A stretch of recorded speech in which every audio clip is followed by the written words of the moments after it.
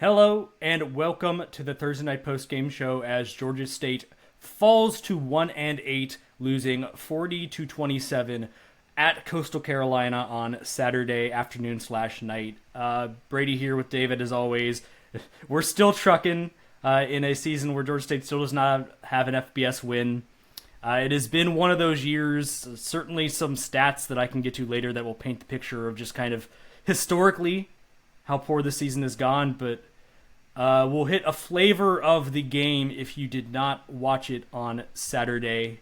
Georgia State down by as much as 26 in the second half as good first quarter back and forth, 14-14.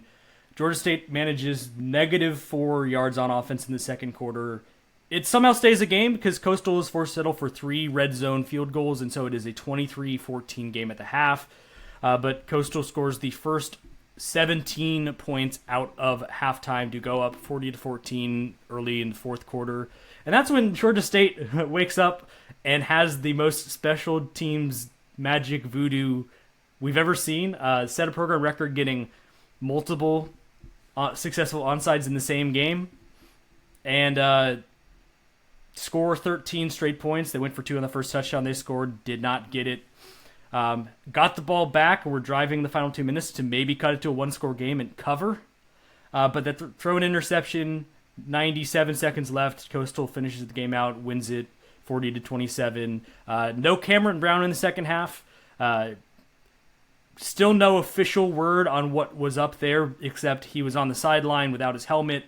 And then TJ Finley, who replaced him, lost his helmet for a play in the second half, and PJ Hatter came in. So a lot of indications he was not going to be cleared to play in the second half. And so as much as everyone probably sighed when they saw TJ Finley and thought we were doing the quarterback thing again, I think there was an injury concern there. We'll wait to hear more. But Georgia State ends up making the total yards disparity not as drastic as it would have been at certain points in the game, because Coastal with 444 yards of offense, Georgia State with 423. Brown and Finley combined for 293 passing yards, 130 rushing yards, 99 of them from Jordan Simmons, which is the most by 30 yards by a Georgia State running back in a game this season. Ted Hurst, great game, 10 catches, 165 yards, 1 touchdown. Grant Hollier, 3 catches, 58 yards, and the other touchdown for the receiving core. But 324 yards given up to the Chanticleers on the ground is the most in a game this season. Georgia State loses the turnover battle. 2 of them themselves not forcing any. It has still been since the Murray State game. And as I mentioned on the pregame show, Coastal Carolina had 17 as a team coming into this game, so this felt like the opportunity to break it. Still have not done so. And so that's kind of the action as it was. A lot to get to. But ultimately, I wrote 3 things down in a row to kind of just sum up this game. You can't give up 40-plus points in a game and expect to win. You cannot have -4 yards in a quarter of a game and expect to win. And you cannot allow 324 rushing yards in a game and expect to win. Georgia State does all 3 of those in this game, and so they put up a fight in the fourth quarter, but they dug themselves just way too deep of a hole at that point. And so if you're talking about scoring 2 more touchdowns, and in between there getting a 3rd onside kick recovery in the single quarter in the fourth. Like, we're talking like the most luck boxy of luck box situations to have a win there. Maybe don't get yourself down 26 points in the fourth quarter, and you'll give yourself a chance if you're able to play better through the first 3. Yeah, I mean, that game honestly was just exactly like Georgia State has been these last few weeks, this year, last year.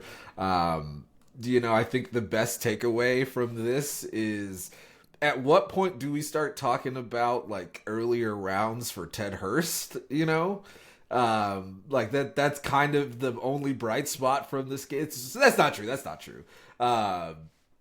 That's probably the biggest bright spot. But Jordan Simmons, I wish it didn't have to wait until the very end of the season.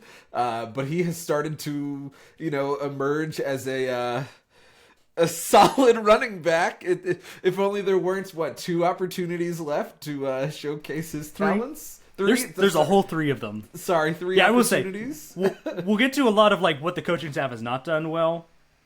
The thing that they at least did in this game is they recognized last game, okay, Jordan Simmons has got something here, let's ride with him. And they made him the feature back immediately after the bye. Probably going to continue. And got to check the disparity on yards, but he doesn't have that much more to go. I think it's like 40-something to surpass Rashad Amos or Cam Brown, actually, as the leading rusher on this team. So I think when all is said and done, if he stays healthy, from not really playing all that much for the first 7 games of the season, I believe he will end up as this team's leading rusher, unless Cameron Brown just has one of those games in the final couple. So, says all you need to say about the Georgia State rushing attack this season. I laugh to not cry on a video recorded podcast because, like, that's...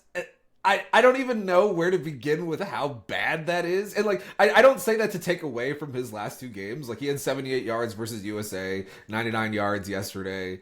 But, like, the fact that, you know, before then his highest yard total was 21 versus Vanderbilt, and he's still this late in the season in competition to lead the team in rushing is just so bad, man. Like that's just not how you want to be when you're a team where we thought that the offense would have some questions, but like that was probably the unit that was fine, and it ended up being not fine.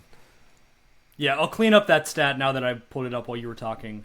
Rashad Amos is the leading rusher right now, 268 on 61 carries. Cameron Brown second, 251 on 56.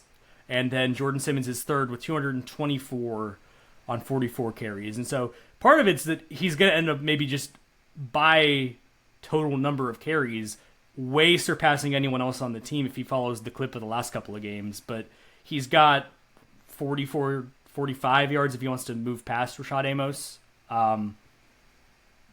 Cameron Brown's still alive because about half of those from him came in one game, so he could do that again. And it's not like Georgia State on its own, the stat of like having their quarterback be the leading rusher is a problem because Darren Granger did that at least once, and those offenses, like those were some of the best rushing offenses in the Sun Belt, so that's not the issue, but certainly speaks to a lot of the indecision on leaning on anyone in the running game, maybe arriving late on who you should be giving the ball to a bunch. All of that kind of part and parcel in those numbers with Jordan Simmons very late on emerging as the team's best rusher. But you did talk about Ted, and you talked about draft stock. I mean, certainly there's a lot that still has to be sorted out with, you know, how he tests. Probably has to exhibit some of the special teams traits that they're looking for, because if you're not a wide receiver one early in your career, you got to show something. So I'm curious how all that goes. But of all of the things that have gone wrong with this team, he was promised when he came back that he would be a feature receiver and put up a bunch of numbers, and he is definitely on pace to surpass last year. He has gotten a huge share of the targets, and he's made some plays. And there were some more out there that got left out there. The pick to end the game was a attempt to him. Throws a little high from Finley, but hits his hands, bounces up in the air. The Coastal defender grabs it and ends the game. So, like, there are a couple of those opportunities that could have gotten even more than the 165. Probably could have set a career high if it makes 1-2 more catches in this one. Certainly nothing you can take away from the season he's put together. He's now second in the Sun Belt in receiving yards. 73 behind Texas State's Bo Sparks, who has also kind of just gone crazy from time to time this season. So no guarantee that he catches Sparks at the top, but it'll be a fun battle between two teams that might be missing a bowl. Texas State also having a really disappointing season, so it might be two teams who have nothing else to do but to give their best receiver a bunch of targets. So something I guess to monitor in the final 3 weeks of the season for Georgia State fans is if Ted come out on top there. Yeah, I mean, what a disaster of a season, man. It's frustrating watching a game like that because all year you and I have talked about the defense, and they're pretty banged up at this point, so it's not like we're sitting there talking about the projected like 11 that we were thinking. I don't know. I don't really want to give them that. A lot of the guys have come back. Hold on, that's what I was about to say. Yeah. It sucks because throughout the year there have been injuries, and I do think some of the in and out has impacted some people's play. But then you'll have a play like the first play of scrimmage from Coastal where, like, I don't even know that it was a designed run. If it was blocked extremely well, but it looked like... I believe Tim Beck called it a power read in the first game. So yeah. That makes designed run, at least sense. part of it was a quarterback run function. Yeah, that makes more sense because it didn't look 100% like Collier pulled it down right away. But then if you watch it, like those holes were huge. You know, like I think the defense does have talent, but then some of the runs that Coastal were getting, like that's just not what you do. The run fits were just not where you needed them to be. You know, I would be shocked if any like Coastal. You said Coastal was the highest yards allowed on the ground this year. I would be shocked if anybody else was close. You know, like 324. Well, 295 for Ole Miss. Okay, yeah, I believe because. It was up there. The thing I was tracking at the end of the game, because this is what you do in games like this, was no one had rushed for 300 in a game against Georgia State this year. And so Coastal was right on the doorstep. They ended up getting over the mark there. Actually saved their the defensive numbers a little bit because they passed for a 30-yard touchdown there in the fourth quarter. So that was 30 yards they didn't get on the ground to add to that. I think they could have gotten to 400 if they committed to it. You know, if they had just been like, we're gonna do full Service Academy, just run the ball every play, I think they would have had a lot of success. Honestly, this kind of speaks to carry, and it was more, you know, late in the game they had some runs that got stuffed for very little, very late on. You mentioned the first play. I kind of was able to chart this pretty quickly on the fly. It's an 85-yard run. Josiah Robinson gets blocked down like right at the line of scrimmage. Just took way too sharp of an angle right away. Just took himself out of the play. Bad angle from DIC Hopkins at safety position, and then Bernard Crosby at cornerback. It just got on the wrong side of his receiver. The receiver just had to stand in his way, and it was like the Red Sea parted for Collier. 85-yard run. And it set a weird tone early because the offense looked good. It was heavy doses of Jordan Simmons, as we have just like detailed how he had a good game. 3rd and 1 at the 35 of Coastal on Georgia State's first possession. It's a play action. There's basically no outlet for Cameron Brown, so like the first read wasn't there, and he just kind of trapped in the backfield with pressure coming. So he gets sacked. I don't necessarily hate the decision to throw there because you kind of want to go against tendencies, and this team's not been great in obvious running situations all season. But obviously a disaster in practice, and you end up having to punt there, and then right one play after that long run for Coastal, it felt like a here we go again. But the offense found it there in the first quarter. It was just that they lost it immediately and didn't get it back until the fourth quarter over the majority of the rest of the game. And shades like of, I guess shades there's of a South stat here Alabama. yeah, you know, the thing is and we have on this podcast, post-game show and regular format, detailed a lot of the litany of like why this team has not played well. And we're doing it right now as we're talking through all of the things that didn't go well last night.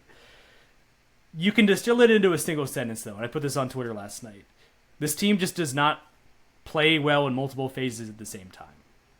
The offense was good in the first quarter in this game and then fell off a cliff.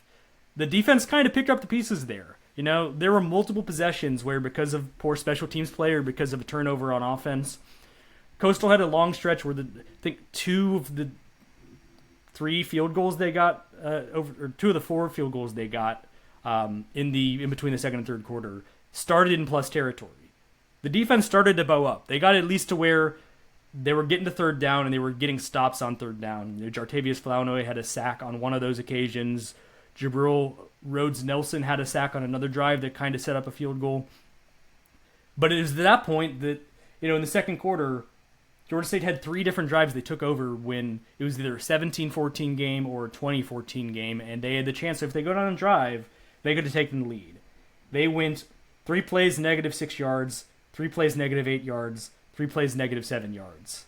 And then it's a 9-point game at halftime, and Coastal gets the ball out of the break. But not to keep rambling on it, but to add on to the levels of which this didn't go bad in the way you would expect, it felt like they were going to get middle-aided to absolute hell. It was 23-14, and Coastal got the ball in the third quarter. They only lost the middle 8, the last 4 of the second quarter, the first 4 of the third quarter for the uninitiated, 3-0. And that was with Coastal getting the ball and Georgia State fumbling on their first possession. in the second half. They didn't lose this. Like, they still had opportunities after everything that was going wrong in the second quarter to still grab a hold of this game. And it wasn't until they got down 40-14 that they really were able to fight back. And so it's something we've seen from this team before. Like the UConn game last year, the South Alabama game to a degree, even though it never got that out of hand, where when you're playing from behind like that, you have to start having everything go your way. And about 80% of things went their way in the fourth quarter, but that wasn't going to be enough because they were down 26 points.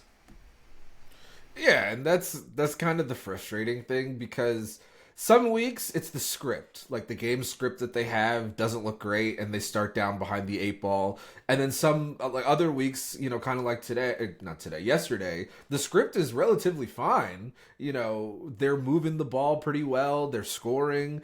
I think after the first quarter, it really did feel like this was going to be like that 2021 football game. And in a way, like, Coastal at least held up their end of the bargain.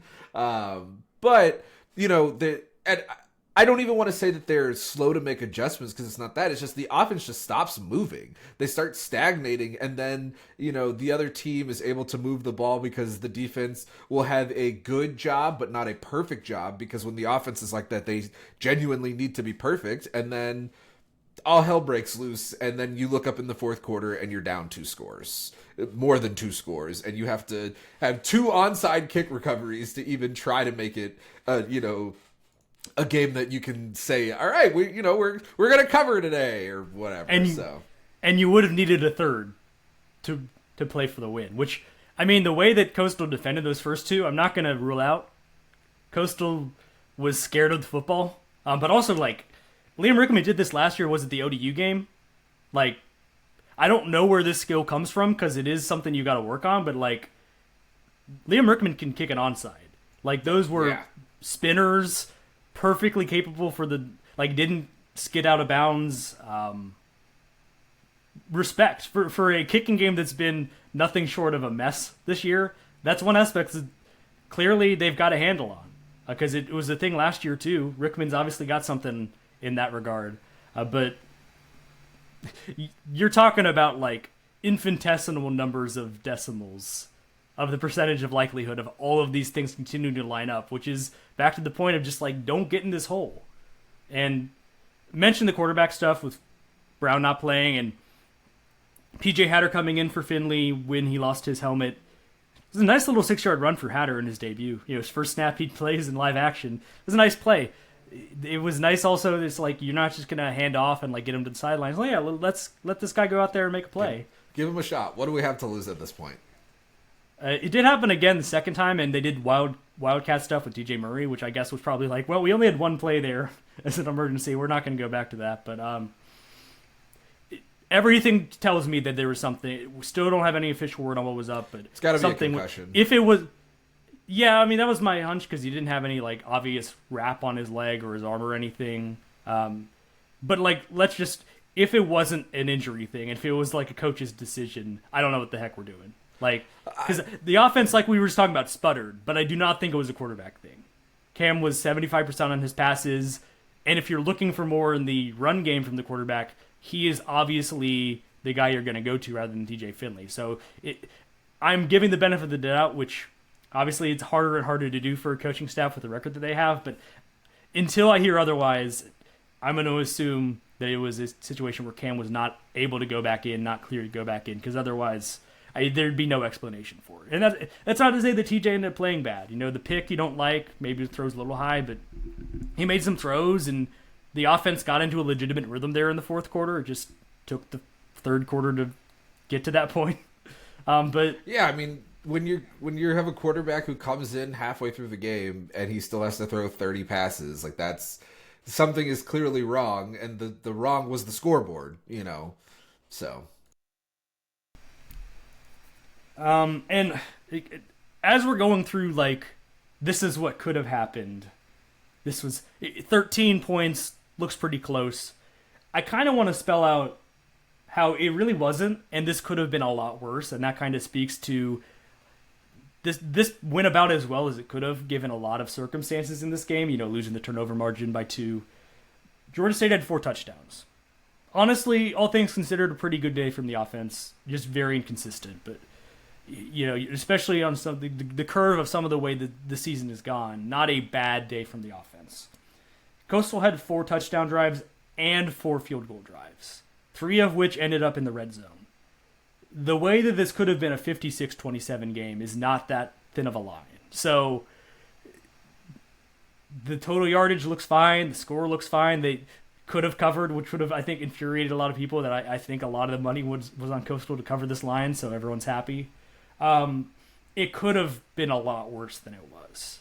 And so credit for the team for still fighting. Credit to the special teams. Credit to Liam Rickman for being like an 80 grade onside kicker, but they were fortunate to be in that game late. It could have gotten a lot uglier a lot sooner, and it got ugly enough that I'm sure a lot of Georgia City fans turned it off when it got to 40-14 and didn't even see what happened in the rest of the fourth quarter, because why would they assume it would have gotten any better? It did, but this team has lost the benefit of expecting things to improve, and so that's probably the worst thing you can say about the coaching tenure of Dell McGee is we're 21 games in, and I don't think people are expecting things to turn around at any given point. We've got 3 games left, and so we don't need to have any sort of like crazy conversation about it. But in the event that a year from now, we're looking at August 2026 retrospectively, I would hope that at some point, if Coach McGee is still the head coach of Georgia State, like they find a way to improve it just in any way. I will take any way. You can't have a second year in a row. You can't have a third year in a row where you don't know what you want to do at quarterback or running back, and then you get to November and it's like, oh, we finally have something here. And I know that last year there was some injury issues and it wasn't as back and forth as it had been this year. But like the same thing happened with the quarterbacks. The same thing happened this year with the running backs. Like I don't know if there's like a talent eval situation. We don't go to the practices. We don't see what guys are doing and what their prep is and all that. But like at some point, something has to get better when it comes to making these decisions. So it's not November and we're looking up and it's like, oh, okay, now we have an offense that's capable of scoring 28 a game, but now our defense is allowing 45 or whatever. Yeah, and I mean, at the time, I think at least we were certainly gracious about like, it was kind of hard to juggle the TJ Finley thing early on, especially like he looked good against Memphis and then he gets hurt. Cameron Brown looks good, but TJ Finley had been playing well in the first half before he gets injured. So early on, you kind of needed to see what you had both ways. And TJ had shown you enough that it's like, all right, this is a guy who's played a lot of games. This is a tight spot against a good Memphis team. We're going to go with the guy who was playing well that we had named the starter heading into this week. But it's that we kept going week after week and there was no decision made, and the answers were pretty pretty light on details, pretty generic, pretty indecisive in mood. And I think, especially as crazy as this is going to sound given the way each of these two seasons have gone, I think if they'd picked a quarterback, if they'd gone to Cam Brown earlier, maybe they win the James Madison game. I agree. 100%. Like the easiest thing to say now without any say in the decision-making process, without any like blueprint of how that actually leads to them winning that game. But I think that the quarterback indecision kept costing them. We went through it of like, you can't keep prepping an offense that is both geared to TJ Finley's skill set and Cameron Brown's skill set during the week and have a real cohesive game plan. And we saw what it looked like. It just looked like an offense that was of two minds, that the other guy would come in and you'd start featuring some other stuff, but it's like, okay, well, if you're repping that stuff and you're repping the stuff for the other quarterback, then who is getting like proper time during the week to really get game ready? And yeah, last year, I feel like we've done this before because we've been talking about like what's going on at quarterback. Probably 80% of the pods that we've done in the last 2 seasons about a game, so it's just been a flavor of this team. It just kind of has been a feature and not a bug. And so like you say, I mean, I don't really know where things stand between the does he get fired or does he choose to leave for another job. I feel like there's a pretty decent chance that he's not the coach next year. Just that's my gut right now. It's not going off of anything I've heard.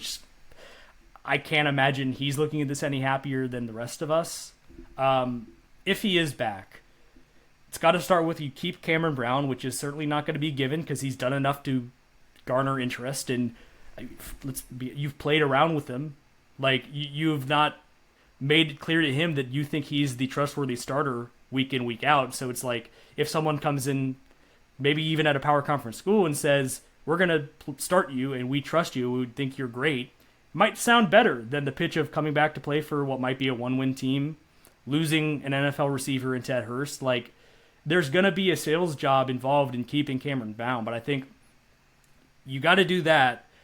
You've got to probably add some quarterbacks because you're losing TJ Finley, you're losing Christian Veyer, and PJ Hatter, is he going to stay after basically not playing?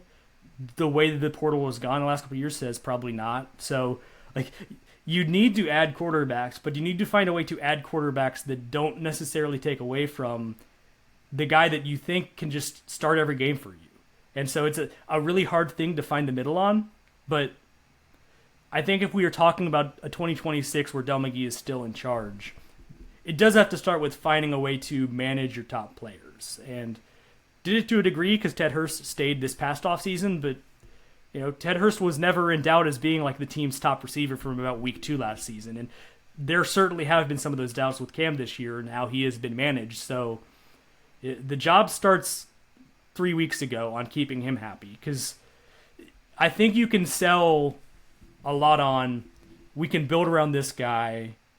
There's young guys we want to develop. And they did find people in the portal again at the skill positions that you could talk me into that the offense could be something next year with Cam Brown. But if you're talking about you're adding another 3 quarterbacks who are going to compete at the position in the spring, to say nothing of whatever the plan is with bringing in a new coordinator, new scheme on offense, whatever, like, that gets really hard to sell as anything but more of the same. And it's kind of the same thing we talk about Georgia State basketball. It's like, at what point are you just what you are? And it's starting to feel that way with this coaching staff. I need, like, if it's Cam Brown, great. If it's somebody else, I need them to have, like, a Ben Roethlisberger type, like, preseason and camp where they're just, like, messing around and, like, hey, my position is so secure as long as I'm healthy. Like, we're so fine. Like, we do not need a third year of this, like, oh, who's the starter? Oh, this other guy might have eligibility. That's the thing. He named Christian Veyer the starter in fall camp, and that lasted, like, at Sunbelt Media Days, said he was the starter going into fall camp, and he ended up starting the Ole Miss game, but that lasted barely a half of football, or like barely into the second half of the first game, and then it was who knows what the rest of the way until Cameron Brown's the starter for the Georgia Southern game. Like, he did name a starter this year, he just didn't stick to that at all. And maybe it was just that Cameron Brown was late to kind of win the job, and there's the TJ Finley lurking even though he didn't play in fall camp, and he wasn't just going to say, I think it's going to be this guy who isn't eligible yet, it's going to start, but like, there's a Goldilocks there. You name the starter this year. Yeah. Next year, if you're back, like, just name a starter and stick with that guy. And I feel like you can make that case a lot easier if it is Cameron Brown going into year 2. And there's a lot you can like there. I think he has exceeded expectations, especially once he has won the job, that the numbers hadn't really dropped off. Like, there's moments where the offense has been ineffective in games, but there were certain things that felt unsustainable. Yeah, that's certainly also true. It's like the quarterback always gets a lot of the blame and a lot of the credit, and probably doesn't deserve all of the blame, but when he was completing like 75% of his passes, it's like, all right, some of this is going to come down, and maybe you won't get as many of the explosives and the percentage that he's getting them, but it's kind of happened. Like, he's kind of stuck with it. Last game, this past Saturday, he was 75% in the first half, 9-12 on his passes, got some explosive down the field. He just makes the right play, and oftentimes when they get stopped, it's just because they kind of get behind the sticks, and that happens to be, if you're completing 75% of your passes, you're not completing 25. Those 25 come in when they're behind the sticks, and I mean, how many times with the Darren Granger offense when they would lose did we talk about how, this is a team where they really like to be ahead of the sticks, and when they're, the offense is sputtering, it's okay, instead of 2nd and 6, it's 2nd and 15 because of a penalty, or they got a sack or something like that. It is hard for these types of offenses that Georgia State wants to run, where you have mobile quarterbacks like that, to just overcome being behind the sticks as bad as they have been, because when you really only have one designated deep threat at receiver, it can be a challenge to kind of break through. Teams just kind of focus on that guy afterwards. So yeah, I mean, I don't think that Brown is, he's not the best quarterback in Georgia State history or anything like that, but I liked what I've seen from him even when the offense is sputtering, because I still feel like it's not specifically on him why the offense just goes through these lulls, because if that was the case, then we would have to take out that entire first quarter when he and, his receiving connections are the reason why the offense is even able to put up points. Yeah, I mean, you mentioned penalties. You mentioned 1st and 15s. There was a 1st and 20 after consecutive false starts to start one of those drives in the second quarter, which we've seen before. You can't even be like it's a home, you're in a away environment, whatever, because it's happened in home games as well. It's just been an issue with this team. We're going to just keep having the existential conversations because of the way the season's gone, but if you look at it and you're trying to sell people on this is going to work in year 3, it probably starts with replacing at least 2 of the 3 coordinators. And maybe you can sell the offense looks better. You bring back Hugh Jackson because you want some continuity. Honestly. But yeah, I mean, I think you can definitely make the case you need to just make a wholesale change there. And at that point, it's like you've replaced 5 of your 6 coordinators in 2 seasons, because Carter Blount was held as special teams coordinator on this team, was there last year as well. Honestly, onside magic aside, you can make the case to keep him at special teams coordinator next year. It would be an absolute abdication of responsibilities to pretend that the special teams doesn't need a new voice there. This is going to be, short of like a miracle turnaround, the worst defense in FBS, the worst defense Georgia State's ever had. It's not serious to keep Travis Pearson. Probably can't keep a lot of the staff as well. Because here's the thing, and I've got into this on Panther Talk with talking back and forth with some people. Obviously, there were people saying, like, you cannot keep the defensive coordinator for another game. But who's going to replace him in the middle of the season? Nobody on this defensive staff has coordinating experience except Travis Pearson.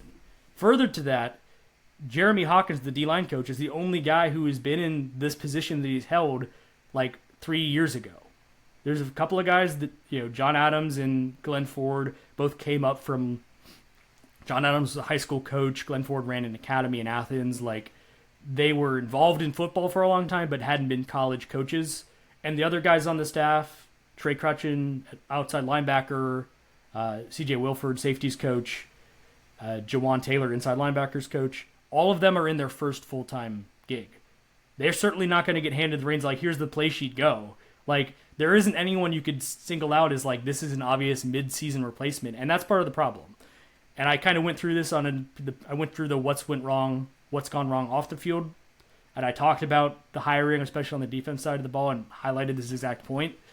It's not like a given that this is how it is. Like, there's a certain give and take with these hirings where you've got a certain staff pool, and you can't give every position the same amount. You've got to hire some young guys. Certainly we saw Sean Elliott do that. We've seen every Georgia State coach have to make those choices. But you look across the Sun Belt, and Jared Parker at Troy, his entire defensive staff, every one of the coaches on that defensive side of the ball have coordinating experience at some level. So you can do it. You can find a way to manage the budget. You can get guys you got relationships with who have been, maybe they were at a FCS or a D2, but they've done it before.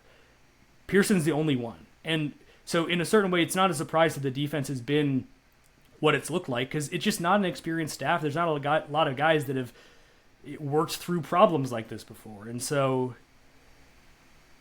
it speaks to the overall hiring incompetency that's been on display, and it's also why there hasn't been a move made. Like, I can't necessarily fault Dell McGee for not having made a change in the middle of the year, because it's like, who is he going to go to? Yeah, I felt this. I felt the same way on offense. I wanted to wait to see if it would get, and it has improved. So it is. I feel like it's been a less pressing need. But if you're looking at, kind of who the position coaches are, there just isn't really a ton of movement that is even able to be made. Like I think about the Bears last year, because I saw an article that was talking up Thomas Brown, and I was like, Thomas Brown, why does that name sound so familiar? And I was like, oh, that was the guy who was like hired as like the tight ends coach or whatever of the Bears, and just through a sequence of events ended up being the interim offensive coordinator and then the interim head coach. And like, yeah, he wasn't at all prepared to be the head coach of the Chicago Bears with a rookie quarterback, but it was like, sometimes that stuff just happens because, your chain of command falls apart in your hiring process and you're unable to backfill those roles just because of how the season goes. And I don't know that a change really fixed things for Georgia State in that regard. And like I said, the offense has looked better. It has moved the ball a lot better over the last few weeks, but like, obviously it's not translating into wins, which is, again, it's not specifically the offense's fault, but I don't know. It's frustrating because, you would love to sit there and say like, oh, here's a replacement candidate. Oh, here's something that you might be able to take into next year. And, unfortunately, they're just going to have to run out the clock in the season to find any of their solutions for next year. If, like we said, this is this, head coach that's going to be here next year, because it could be a situation where we're just going to need entirely new staff in general. So, yeah, I mean, if you have 2 quarterbacks, you have no quarterback. If you're replacing 3 coordinators, what's that say about the coaching staff? Like, but it could be a very real necessity. And I think the ultimate thing you'd look at with the offense, as we just continue to game out a hypothetical that might not play out, is the running game has just not been up to snuff the last 2 years. And so I think you need to bring in someone who has a track record at the college level of installing an effective run game. And especially if we're continuing to play out that you are bringing Cameron Brown back, a coordinator who you think can get the best out of him and have maybe a mobile, not Brad Glenn because he's busy. He might be getting a better gig than even what he's got right now at South Carolina or at Cincinnati. I've heard his name around, possibly going to South Carolina and joining up with Sean Elliott, which we've seen that offense.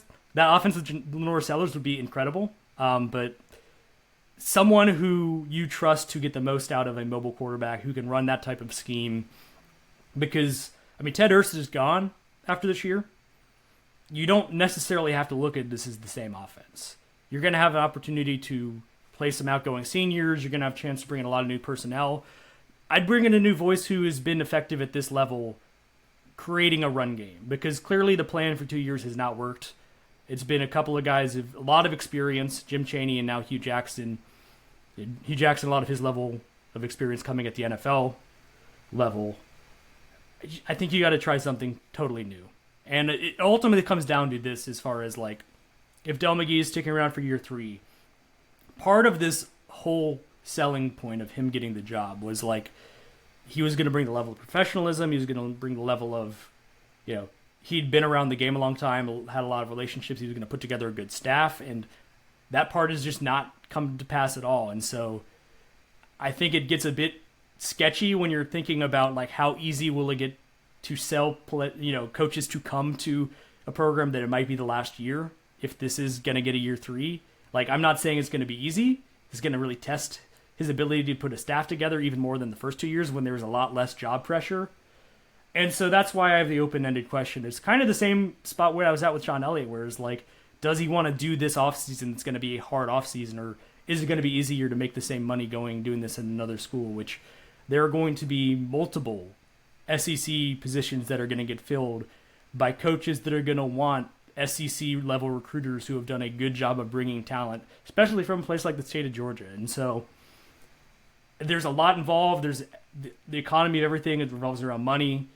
It's not like a done deal. It's not like the easiest decision in the world for Dell to make that decision, but ultimately, seeing all the pieces on the board, it really would not shock me if that's the way this thing ends up going. And on a delayed fuse, I was right the first time I had this hunch. So I guess we'll see if that happens again this offseason. they have senior day this Saturday against Marshall. We'll get into it. We'll get into the basketball season as it continues to roll on. Maybe a win to talk about because they're playing on Monday at home, but please, no guarantees.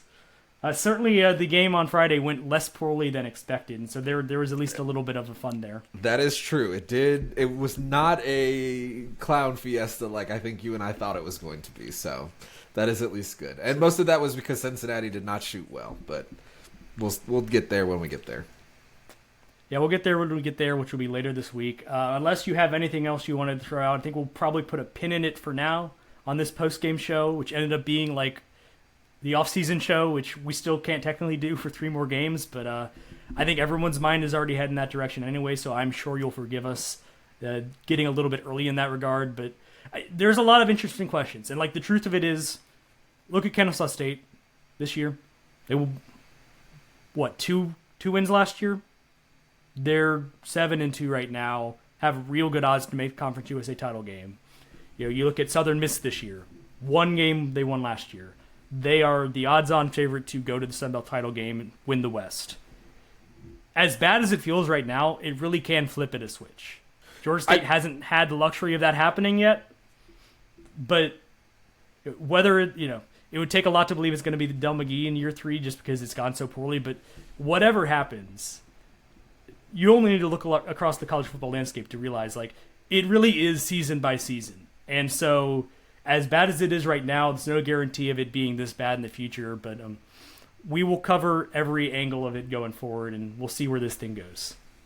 Yeah, I think one thing that has always frustrated me about Georgia State is there are schools with if you remove the name, remove the colors, and just write down some stats about the schools, they've seen the flip, and Georgia State hasn't, and there's nothing that those schools are doing differently or special that Georgia State can't do.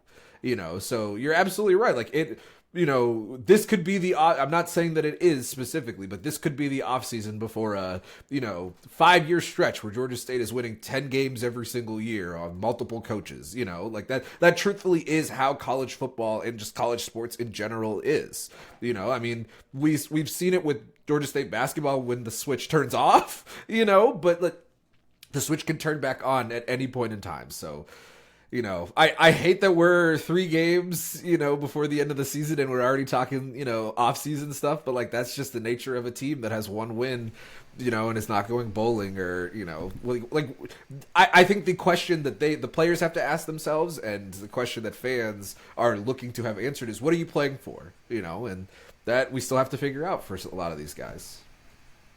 On Saturday, it will be honoring the seniors in their last game in Center Park Stadium. We'll cover that and more on the next episode of the Thursday Night Podcast. Thank you for listening to this post-game show. Georgia State losers in Conway, 40-27 at the hands of bowl-eligible Coastal Carolina. Thank you for watching, listening. We will catch you next time.